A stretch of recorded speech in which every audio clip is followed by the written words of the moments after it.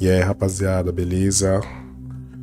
Hoje a gente tá aqui pra contar mais uns relatos aí. Vou tentar ser mais descontraído agora. Vamos ver se eu consigo alavancar esse canal aí. Peço aí, por favor, aí que deixa o like aí.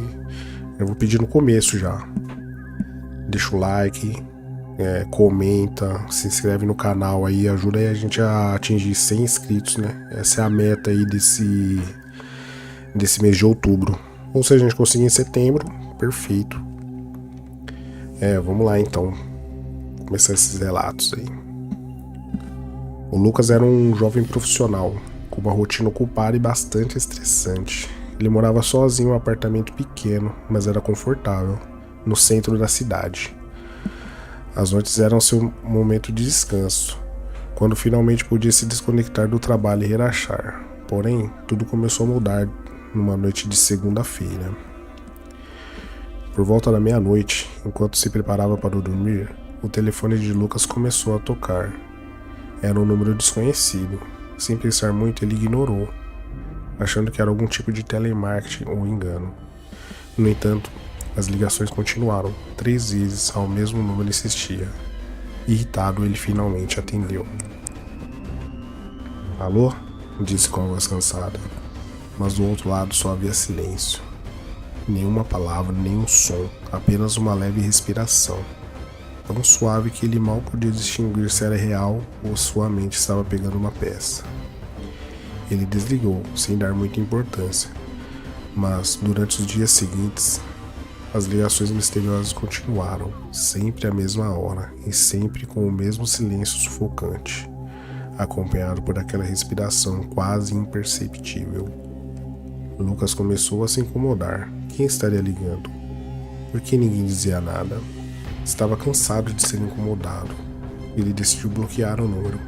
Fez isso na esperança de resolver o problema e poder voltar a dormir. Naquela noite, pela primeira vez em uma semana, ele dormiu sem interrupções. Mas a tranquilidade durou pouco. Na noite seguinte, seu telefone tocou novamente. Ele acordou de sobressalto com um som insistente ecoando pelo quarto. Ao pegar o aparelho, sentiu o arrepio percorrer sua espinha. O número que aparecia na tela era o seu próprio número. Seu dedo tremeu ao atender a chamada. Alô? Disse hesitante. Dessa vez, não houve silêncio. Uma voz distorcida, rouca e assustadoramente familiar sussurrou do outro lado. Você não pode me bloquear. Lucas congelou. O telefone escorregou de sua mão, caindo no chão. A respiração irregular da voz do outro lado ainda podia ser ouvida através da linha aberta. Desesperado, ele desligou e jogou o celular longe. Com o coração disparado, o apartamento parecia ter ficado mais frio, e ele já jurava sentir a presença no ar, algo invisível, mas opressor. Nos dias que se seguiram, as ligações tornaram-se mais frequentes, sempre de seu próprio número. Sempre com a mesma voz sinistra repetindo frases enigmáticas. Estou perto, ou eu vejo você. Cada vez que a voz falava, o medo de Lucas aumentava. Ele começou a evitar seu próprio telefone, deixando-o desligado por horas. Tentou trocar de número, mas mesmo assim as ligações continuavam. Era como se quem ou o que quer que estivesse do outro lado estivesse conectado a ele de alguma maneira, que ele não conseguia compreender. Algo além do tecnológico, algo sobrenatural. Certa noite, depois de dias sem conseguir dormir direito, Lucas decidiu procurar ajuda. Chamou um amigo de longa data, o Pedro, para passar a noite em seu apartamento e tentar testemunhar o que estava acontecendo. Pedro era cético, achou que talvez fosse algum tipo de problema psicológico causado pelo estresse. À meia-noite, o telefone de Lucas tocou novamente. Pedro olhou para o número da tela e empalideceu. É o seu próprio número. Com o olhar fixo na tela, os dois homens assistiram enquanto o telefone tocava incansavelmente. Pedro, agora tão assustado quanto Lucas, atendeu a chamada. Alô? A sua voz oscilou. A mesma voz distorcida respondeu, dessa vez mais alta e clara. Eu estou aqui. De repente, Todas as luzes do apartamento se apagaram. O ambiente foi tomado por uma escuridão absoluta, e os dois amigos ficaram imóveis, ouvindo a respiração ofegante e sinistra que agora não vinha apenas do telefone, mas parecia estar ecoando pelo próprio quarto. Lucas sentiu um calafrio correr pela sua espinha quando algo se mexeu na escuridão. Não era sua imaginação. Ele podia ouvir passos suaves, lentos, se aproximando. Clara sempre sonhou em morar no campo, longe do caos e da agitação da cidade. Quando encontrou uma casa antiga, cercada por uma floresta densa, ela acreditou ter encontrado o seu refúgio perfeito. Era um casarão charmoso, com paredes e pedras em vasto terreno ao redor. Embora a casa estivesse vazia há anos, parecia bem conservada e como se estivesse esperando por ela. Após a mudança, Clara rapidamente se adaptou à nova vida e aproveitou a tranquilidade que a casa proporcionava. No entanto, nas primeiras noites, algo começou a incomodá-la. Ela ouvia passos no andar de cima, como se alguém estivesse caminhando de um lado para o outro. A princípio, pensou que talvez fosse o som da madeira antiga se acomodando ou os animais no telhado. Decidida a não se assustar à toa, ignorou os barulhos, convencendo-se de que eram apenas ruídos da casa. Mas os passos não pararam, na verdade, ficaram mais frequentes. Sempre à noite, quando o silêncio era total. Clara ouviu o som de passos pesados, arrastando-se pelo chão do andar superior. Mesmo sabendo que morava sozinha, a sensação de que havia algo ou alguém a observando crescia dentro dela. Uma noite, tomada pelo medo, decidiu investigar. Subiu as escadas lentamente, cada degrau rangindo sob seus pés. Quando chegou ao topo, seu coração estava disparado. Ela esperava ver alguma explicação lógica, talvez uma janela aberta, vento ou qualquer outra coisa. Mas o andar de cima estava vazio, nada parecia fora do lugar. Desconfiada de que poderia estar imaginando coisas, Clara comprou câmeras de segurança e as instalou em vários pontos da casa, especialmente no corredor do andar de cima, onde os passos eram mais intensos. Ela queria provas de que estava sozinha. Naquela noite, ao se deitar mais uma vez, ouviu os passos ecoando no andar de cima. Com o coração na boca, decidiu não subir. Em vez disso, no dia seguinte, foi direto revisar as gravações. O que ela viu a fez gelar. Na tela, os objetos no corredor, um vaso, uma cadeira, até mesmo a porta dos quartos, se moviam sozinhos, como se uma força invisível estivesse passando por ali. Mas o mais aterrorizante era uma sombra que aparecia, flutuando pelo corredor.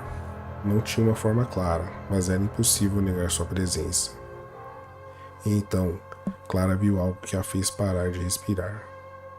A sombra parou bem em frente à porta do seu quarto. A câmera interna mostrava que, por longos minutos, a figura escura ficou ali parada, como se estivesse observando-a dormir. Apavorada, Clara decidiu sair de casa no mesmo dia, mas enquanto arrumava suas coisas, ouviu a porta do andar de cima se abrir sozinha. Ela não esperou para descobrir o que estava acontecendo. Pegou as suas chaves e nunca mais voltou. Marcela era um estudante universitário típico.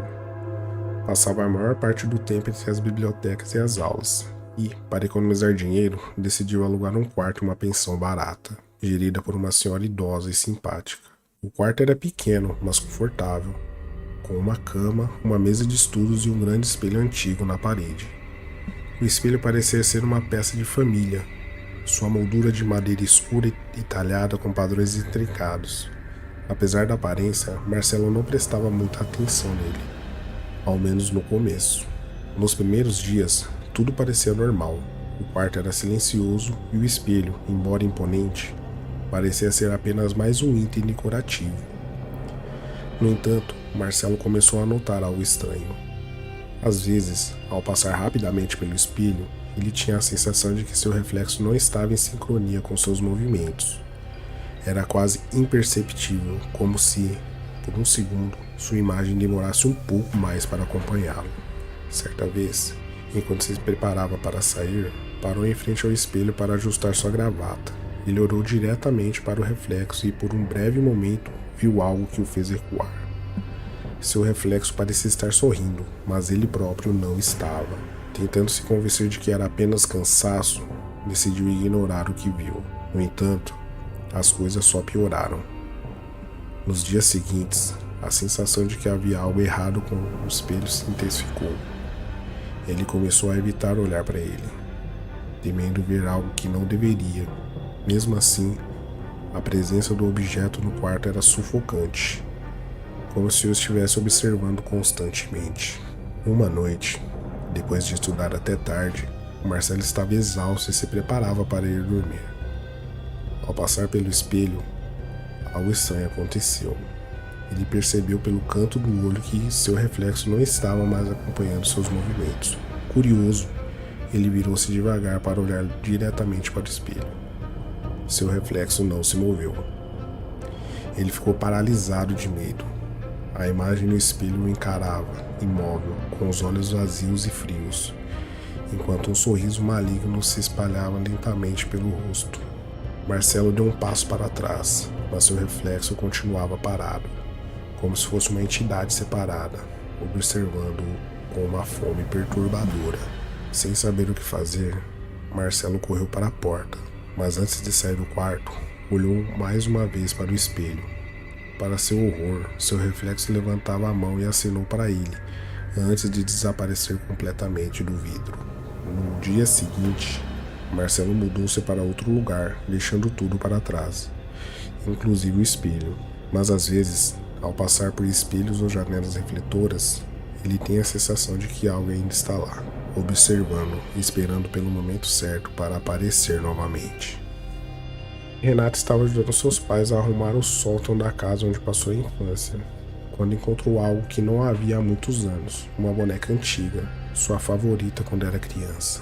Era uma boneca de porcelana, com cabelos loiros encaracolados e o vestido azul desbotado. Seus grandes olhos de vidro pareciam seguir Renata onde quer que ela fosse. Ela não tinha lembranças muito claras do porquê havia deixado de brincar com a boneca. Certa vez, sentiu que a boneca falava com ela. Ou pelo menos era o que sua mãe lhe contava. Renata, achando engraçada a lembrança, resolveu levar a boneca de volta para casa como uma lembrança de infância. Colocou a boneca em uma prateleira do seu quarto e seguiu sua vida normalmente. Porém, semanas depois, coisas estranhas começaram a acontecer. Renata notava que a boneca, que sempre estava no mesmo lugar, frequentemente parecia estar mudando de posição. Certa vez, encontrou a boneca deitada de lado, quando sabia que a havia deixado sentada. Outra vez, parecia que o rosto da boneca estava ligeiramente virado, como se estivesse olhando diretamente para a porta do quarto. No início, Renata pensou que talvez fosse esquecida e não tivesse prestado atenção nos detalhes, mas na terceira semana, o desconforto tornou-se insuportável. Ela acordou no meio da noite, sentindo algo estranho, como se estivesse sendo observada. Ao abrir os olhos, viu a silhueta da boneca sentada na cadeira, ao lado de sua cama. Ela sabia que tinha deixado a boneca na prateleira. O que a fez paralisar de medo foi um sorriso. Um sorriso que não estava lá antes. Renata ficou imóvel, tentando controlar a respiração. Seu coração batia tão forte que parecia ecoar no silêncio da casa. Com as mãos trêmulas, ela se levantou lentamente e colocou a boneca de volta na prateleira, tentando se convencer de que era apenas sua mente pregando peças. No dia seguinte, no entanto, Renata acordou novamente, mas dessa vez com algo ainda mais perturbador. A boneca estava sentada ao seu lado, na cama. Os olhos de vidro da boneca pareciam brilhar na escuridão e, mais uma vez, o sorriso perturbador estava estampado no rosto de porcelana. Era como se a boneca estivesse mais viva do que nunca. Desesperada, Renata jogou a boneca no chão e correu para fora do quarto. No dia seguinte, decidiu queimar a boneca. Ao colocá-la nas chamas, ouviu um leve som de algo estalando, como se fossem risadas abafadas saindo da boca da porcelana. Quando as chamas finalmente a consumiram, Renata sentiu um alívio temporário. Mas, nas chamas seguintes, ela começou a encontrar pequenos pedaços de porcelana espalhados pela casa e, às vezes, no silêncio da noite, jurava ouvir risadas infantis sussurrando em seu ouvido. Adriana e Marcos estavam animados com a nova casa. Uma mansão antiga e imponente, com inúmeros cômodos e uma história rica, que incluía décadas de antigos moradores. Embora o lugar estivesse um pouco deteriorado, eles estavam decididos a reformá-lo e transformar em um lar aconchegante para sua família. Durante os primeiros dias, passaram explorando cada canto, descobrindo os segredos e detalhes curiosos daquela casa velha.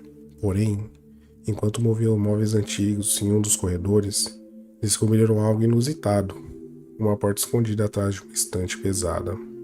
A porta estava coberta de poeira e as dobradiças enferrujadas pareciam não ter sido abertas há muitos anos. Curiosos, Adriana e Marcos decidiram abrir a porta para ver o que havia ali dentro. O que encontraram os deixou perplexos. Era um quarto infantil, perfeitamente conservado, como se tivesse sido congelado no tempo. Brinquedos antigos espalhados pelo chão, a cama com os lençóis desbotados e uma janela que deixava a luz entrar de forma estranha, quase lúgubre. O quarto parecia ter sido abandonado às pressas. Na escrivania, um caderno estava aberto com um desenho de uma menina. No chão, um ursinho de pelúcia com os olhos de botão parecia encarar qualquer um que entrasse. A atmosfera do quarto era pesada. Havia algo ali que o fazia sentir desconfortáveis, como se o ambiente estivesse impregnado de tristeza ou algo ainda mais sombrio. Adriana sugeriu que saíssem e fechassem o quarto, mas Marcos, intrigado, decidiu perguntar aos vizinhos sobre o cômodo. Quando perguntaram a uma senhora idosa que morava nas redondezas há anos, ela ficou pálida, relutante. Contou que o quarto pertencia à filha dos antigos proprietários, uma menina chamada Helena, que desapareceu misteriosamente há décadas. A menina costumava brincar naquele quarto todos os dias, até que, um dia, ela simplesmente sumiu. A polícia nunca encontrou pistas e o quarto havia sido lacrado pelos pais, que nunca mais voltaram a falar sobre o assunto. Após essa descoberta, coisas estranhas começaram a acontecer na casa. À noite, Adriana e Marcos ouviam risadas infantis vindas do quarto de cima. A princípio acharam que era o vento ou algo do tipo, mas as risadas continuavam, cada vez mais nítidas. O som de passos leves atravessava os corredores, e os brinquedos no quarto, que eles haviam deixado intocados, pareciam mudar de posição sozinhos. Uma noite, Marcos foi acordado por um som de algo arranhando a porta do quarto principal. Ao abrir a porta, deparou-se com o ursinho de pelúcia que estava no quarto infantil, agora sentado no corredor, com os olhos de botão fixos nele. A casa estava ficando insuportável. A última gota aconteceu quando, uma madrugada, Adriana acordou com a sensação de que alguém estava observando. Ao abrir os olhos, viu uma menina parada no pé da cama, vestida um vestido branco com cabelos escuros cobrindo parte do rosto. Antes que pudesse gritar, a menina sussurrou: "Por que você está no meu quarto?" No dia seguinte, Adriana e Marcos saíram da casa, decididos a nunca mais voltar. O quarto infantil permaneceu como um lembrete sombrio de que algo nunca foi resolvido. Uma presença esquecida, mas não desaparecida. E é isso aí, pessoal. Esses aí foram os relatos. Me desculpem aí pela narração, não tá perfeita. A gente tá estudando sobre isso aí. A gente vai melhorar mais e mais a cada dia. Peço aí novamente aí que se inscrevam no canal, deixa o like, pra gente conseguir atingir a meta aí simples aí, 100 inscritos até o mês de outubro. Aos poucos a gente vai alcançando aí a qualidade, o patamar que a gente quer, né? Muito obrigado a todos. Um bom final de semana.